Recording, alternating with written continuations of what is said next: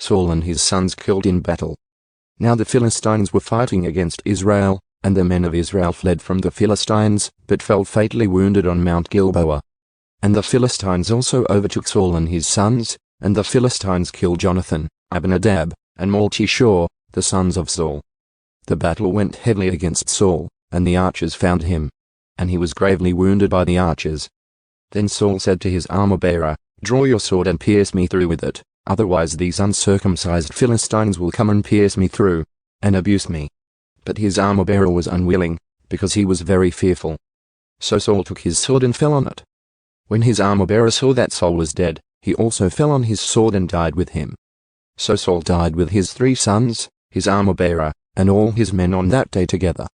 Now when the people of Israel who were on the other side of the valley, with those who were beyond the Jordan, saw that the men of Israel had fled and that Saul and his sons were dead, they abandoned the cities and fled.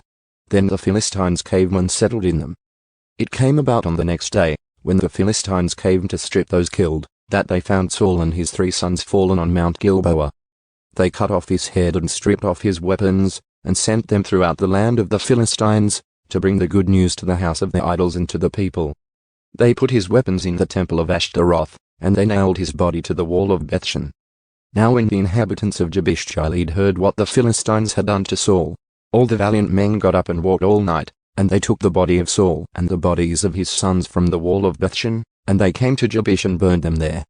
And they took their bones and buried them under the tamarisk tree in Jabesh, and fasted for 7 days.